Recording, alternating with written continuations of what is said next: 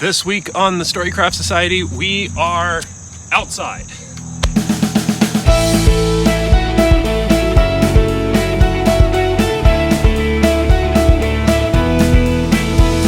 Welcome back to the channel, everybody. My name is Garmin. This is the Storycraft Society, and like I said, I'm outside. Just because I'm a D&D nerd does not mean that I'm not allowed to go outside and experience the outside in the elements and the heat and the humidity. And this week specifically, I'm going to be playing around to disc golf, but more importantly, what I'm going to be talking about is how we can use being outside to aid our crafting. With my crafting, I felt a little stifled recently because I just haven't been feeling like my brain has been overflowing with ideas. Specifically in the painting department, I felt like my painting has just been very flat and a little uninspired lately. So what I'm hoping is we're gonna walk around the beautiful Ditto Farms disc golf course today, and we are going to hopefully see some cool things that we can talk about and get inspired by. Let's throw hole one. I'm going to that red basket that's like way out there.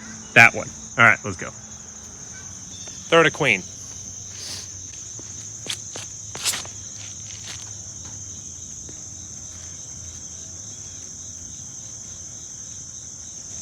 Way short, but it's okay. First throw of the day, it was definitely way shorter than I wanted to be, but we're gonna make this putt and then it won't matter. We didn't make the putt. Pars are good. Pars are good. So as I'm walking up to hole two's tee pad, I figured I'd talk about what the point of an exercise like this is, right? Like, we're not just out here to play disc golf. I mean, I'm out here just to play disc golf, but in talking to you all and specifically applying this to crafting, what I want to be looking at is things that exist in nature. And I know that that sounds simple. I think a lot of things on this channel, at least in my opinion, end up sounding very simple, but that's because they are. And I'll give you a really, really easy example right now. So if you look, a lot of people think that grass is green, but like this patch of grass here, yeah, if you back way up, it starts to look, for the most part, green. But if you get up close to it, it starts to have a lot of different colors. You can see the browns of the dirt. You can see the light tan that's underneath of the dried grass. Then you can see the green and the fresh greens of the fresh grass. You just gotta look sometimes. And even like that area looks really green till you get on top of it. And then it looks more brown. It's the little stuff. But we're gonna be going into the woods here in a minute, and then there's gonna be a lot of things to talk about, honestly. Come on, dude. That's fine. That's fine.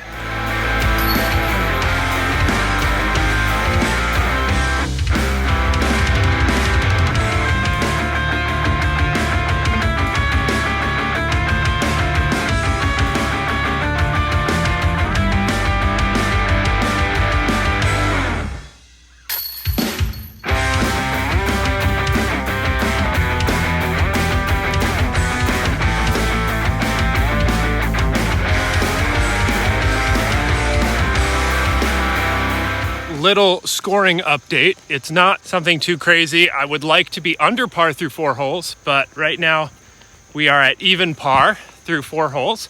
Better than being over par, I suppose, but we're going into the woods now. And now I can really start, I think, talking about what the point of this video is. Unless you're enjoying me playing disc golf, but I can't imagine that you are if I'm not shooting a little bit more under par than I am. And into the woods we go. Mina pustun tahan. I can do this. Okay, so as we set up here on hole 5's tee, this gives me a really good opportunity to start talking about the things that I am noticing today and really what I wanted to pay attention to while I was out here. Everything is wet. It rained last night, so all of the ground cover, all of the leaves, all of the logs, they're wet, which means that the colors are infinitely darker. I'm not gonna be able to give you like comparison shots, at least today, between the dry stuff and the wet stuff, but I'm definitely gonna be throwing clips in here so you all can see just the fact of something being damp makes it darker. Again, this might be a really simple thing that a lot of you are like, well, I already knew that. But for me, having that little reminder that if I'm doing a scene or I want a piece of terrain to look wet, I need to remember that wet always translates, or at least in this example, translates to dark. I don't even know if you can see it all the way up there, but way up on top of the hill, way up there, let's see, way up there is the basket. This is hole 6, and it hates me. That's not actually true. It doesn't actually hate me. I'm just projecting. I'm gonna throw a good shot here. Don't hate that, even a little bit. So here we are on the tee of hole 7. The basket is up that hill, up on top of it, but that is not what's important right now. I'm gonna actually bring you over here. And this is a tree that is directly beside the hole 7's tee pad. Here's what I want you to pay attention to. With everything being damp, this tree has so many colors in it. And when I think I'm gonna paint a tree, obviously the thing that I'm thinking about the most of the time is brown. But if you notice, there is almost zero brown in this tree. I mean, there's green, there's black, there's a lot of like tannish gray. That's really what the highlight is. The highlight is tannish gray. And it's not like this tree is all by itself. If I go over to this one, it's a similar thing. Greens and blacks and grays. Even this one, which is like the brownest of the ones that I've seen. I mean, it does have little flecks of brown in it, but it's a lot of really dark blacks up to a very grayish color, greens. Yeah, I mean, it's just wild how little brown there actually is on a brown tree trunk. After tapping out on hole 7, look at this one. I mean, it's like, yeah, it's like a really dark brown, but gosh, I mean, it's just like near black. And the camera's kind of doing a good job of like lightening it up even from what it looks like to the naked eye. But then look at this. When I swing around to the dry side, just look at how much lighter it is just because one side is dry and, well, I guess I should say drier. But yeah, I mean, isn't that crazy? Now it's almost a gray color, like a light gray color. It's even got some bits that are like coming into almost near white. Really wild.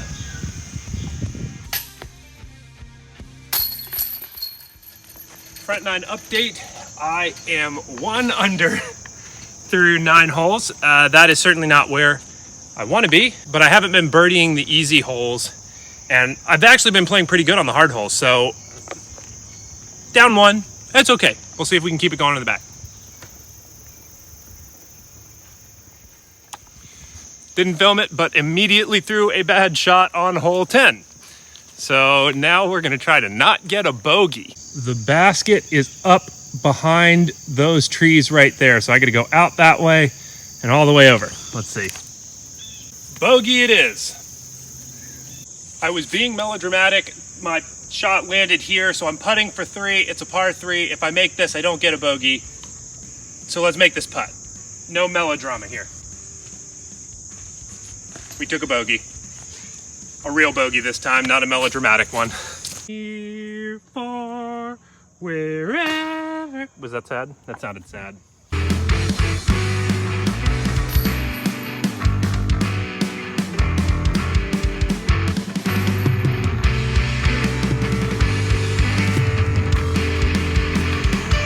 Something that I noticed here walking on hole 13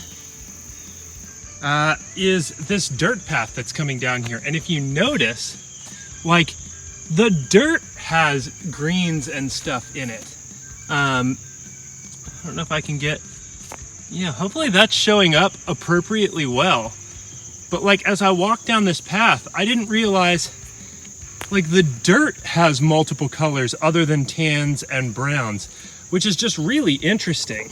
Which comes back to the point that I was trying to make, which is that taking these kinds of walks, and I encourage you to do this if you live in a city, I encourage you to do this if you live in a town, I encourage you to do this if you live out in the middle of nowhere. Walking outside, as silly as that sounds, really makes you pay attention to some things. So maybe what I need to do is when I do my next ground texture, instead of just doing it all in brown, maybe I need to like splotch on some patches of green, because then that'll end up looking like kind of moldy ground, which would be really neat.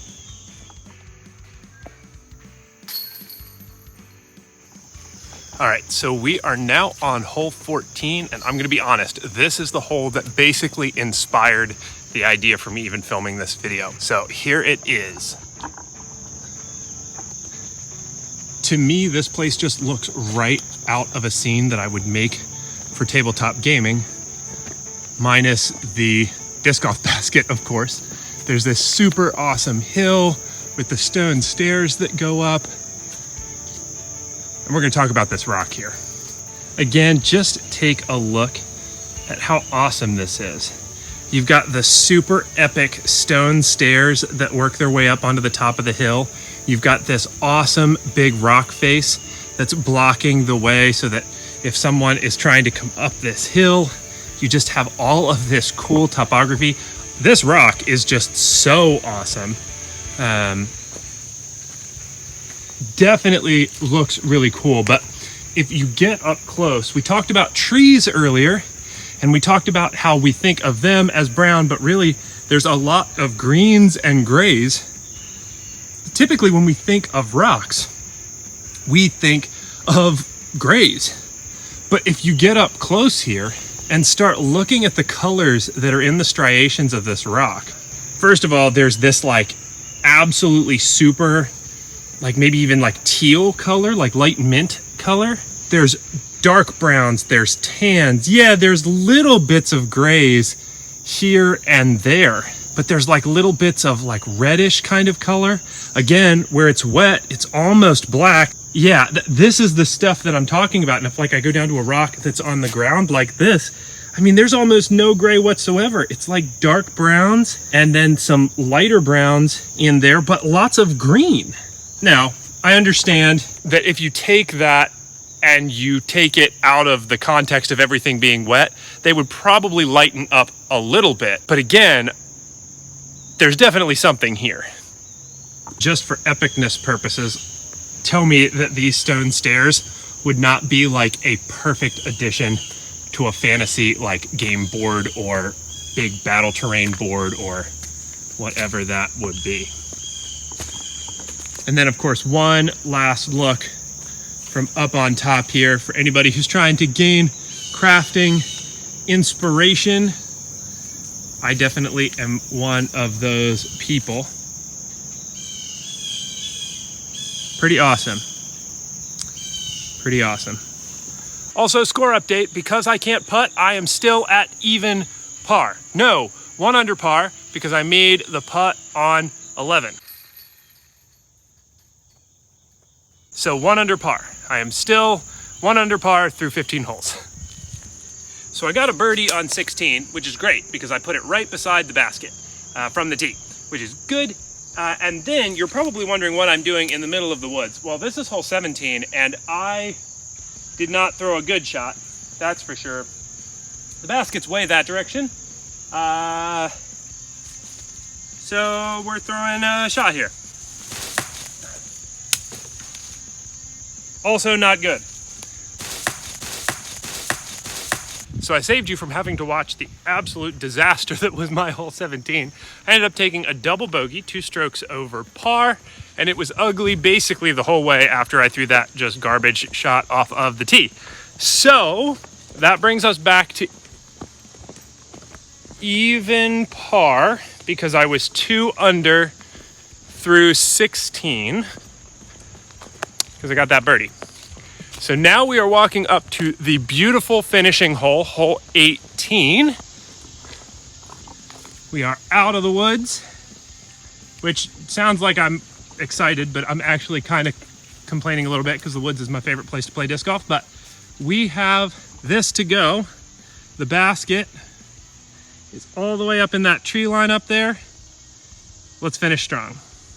Also, side note, these are new pants and I forgot a belt when I left the house. So I've been hiking my pants up all day. Sucks. All right, let's throw a good shot here.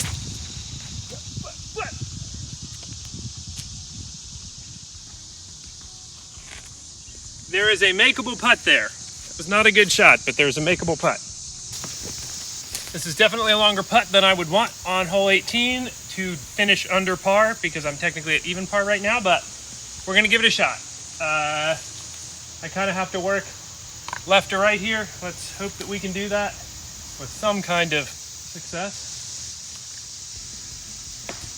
It was a really, really good line, but not meant to be.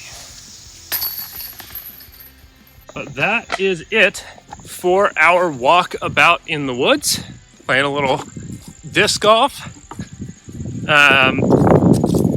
Definitely let me know what you all think of this style of video. I like taking you along with me when I play rounds, and I mean, I'm just gonna be very honest. I notice a lot of things when I'm out playing disc golf that really help with my crafting, and if hearing those kind of things as I realize them in real time is useful to you, I would love to keep doing stuff like this. But with that said, that's all I've got for this week's video. Hopefully you found it enjoyable. If you did, definitely leave me a like down below.